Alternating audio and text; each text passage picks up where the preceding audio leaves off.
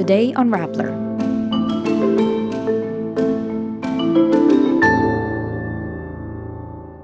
DOJ Secretary Remulla says Arnie Teves applied for asylum in Timor-Leste.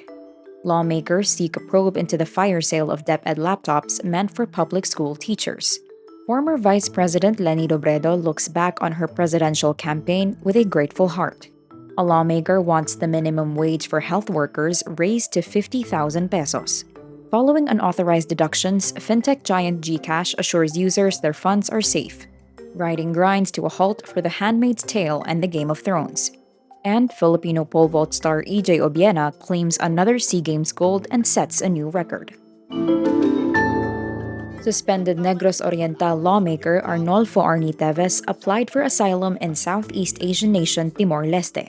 Justice Secretary Boyong Remulla says the information was relayed by the Philippine ambassador to Timor-Leste via the Department of Foreign Affairs. Remulla adds Teves is in the capital city of Dili, where he applied for a protection visa with the intent of asylum. The Department of Justice also releases a letter Remulla sent to DFA Secretary Enrique Manalo. In the letter, Remulla says the DOJ has, quote, taken concrete steps to designate Congressman Teves Jr. as a terrorist. Teves has been out of the country since February 2023 and refuses to return after being linked to the March 23 assassination of Governor Roel de Gamo.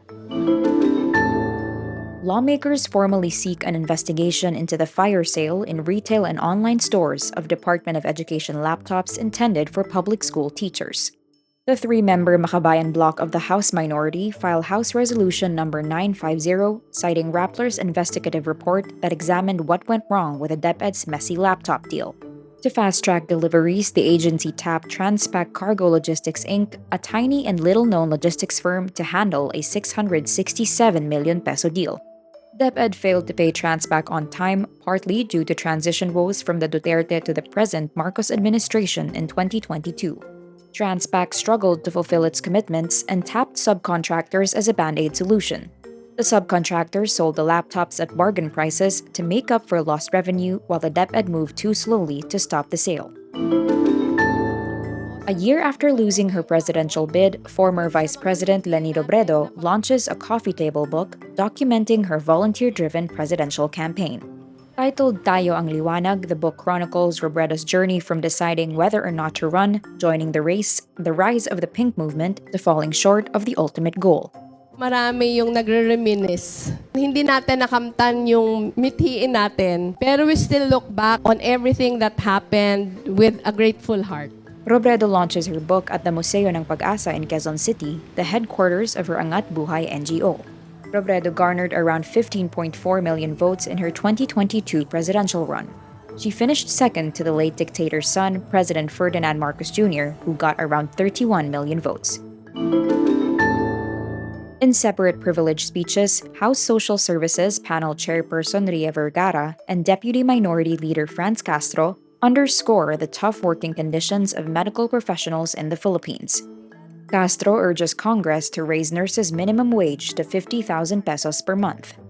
She also calls on the government to expedite the release of long-delayed pandemic benefits. Yan ay overwork na nga sila, mababa at delayed pa ang pasahod, kulang ang benepisyo, kontraktual at nilalabag ang kanilang mga karapatan.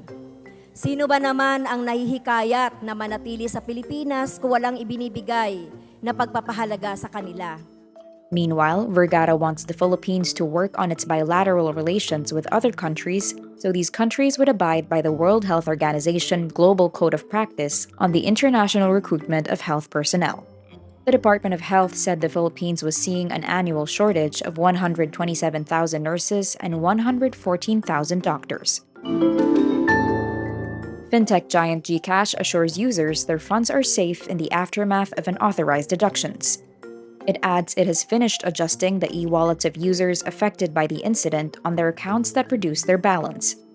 GCash conducts a preventive maintenance on Tuesday, May 9, after customers complained of unauthorized transactions on their accounts that reduced their balance. Reports of anomalous GCash transactions started the day before on Monday, May 8. Customers noticed deductions from their account balances, with funds being allegedly transferred to accounts in East West Bank and Asia United Bank. GCash Vice President for Corporate Communications Gilda Makilan says, quote, I assure everyone that there is no fund loss. GCash adds it is already coordinating with East West and AUB to come up with an immediate resolution. Writing for a new season of The Handmaid's Tale and a coming Game of Thrones prequel grinds to a halt as a strike by thousands of film and television writers ripple across Hollywood. Yalin Chang, co-executive producer and writer of Emmy-winning drama The Handmaid's Tale, says the writers penned some early episodes for a new season ahead of filming that was supposed to start in late summer.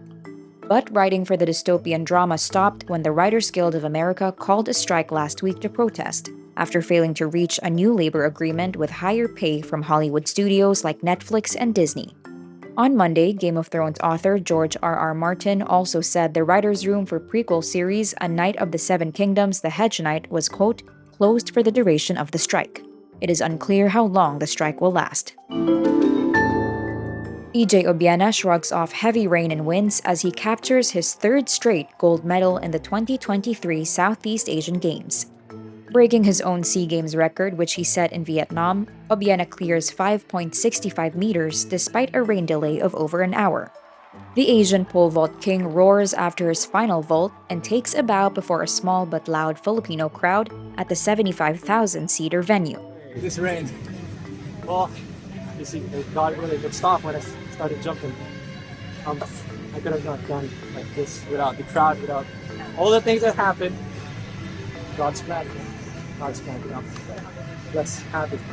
Meantime, the Philippines' Ivan Cruz bags the gold in the men's artistic gymnastics finals floor exercise. He nets 13.85 points for his performance. With tears in his eyes, Ivan looks back on his struggles with poverty. Financially po kasi talagang problema ko po eh. Panganay po kasi ako sa amin. So, tapos mga kapatid ko hindi na po nakapag-aral. Alam niyo po yun, sobrang saya lang po sa pakiramdam na ngayon kaya ko na silang buhayin. And that's today's wrap. I'm Nina Liu. Thank you for watching. Click the link below for the full story. Follow us on Rappler's YouTube, Facebook, Twitter, Instagram, and TikTok.